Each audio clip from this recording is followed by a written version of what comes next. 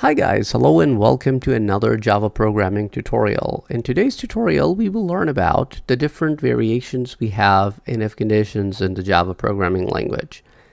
In this tutorial, this is the very first example. As you can see, I've called my class demo if condition. I'm accepting from user a sales amount. It is of type double, so that's why I'm using the scanner object.next double method. Then I'm accepting another sales amount, so I have two sales amount, and I'm comparing the two sales to see which one of the two sales are greater. If sales 1 is greater than sales 2, we will display sales 1 is higher than sales 2. Otherwise is usually spelled out as else, but here we need another condition to go with. That's why we're calling it else if. Else if sales 1 is less than sales 2 is higher than sales 1. Well, some of you may have a question that why didn't you say sales 2 greater than sales 1? I could very well do that. However, I just wanted to introduce less than operator to you as well, besides greater than operator. That's why I did it this way.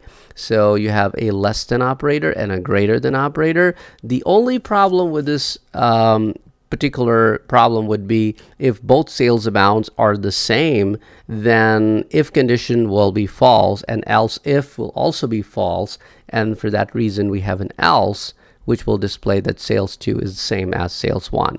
So now let me run this application and show you all three different outputs. So for the first sales, I'm entering 1500.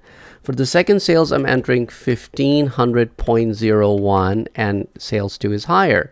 Now let me run it again. So 1400, this one 1300, and you can see that sales 1 is higher. Now let me enter the same amount for both of them, and you can see that they are the same. So I was able to run all three tests. Let me know in the comment section below if you guys have any questions.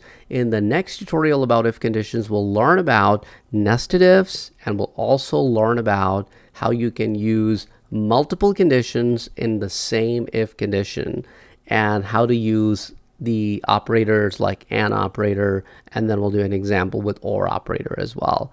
Well, if you have any questions, let me know in the comment section below. Till the next video, guys, take care. Bye-bye.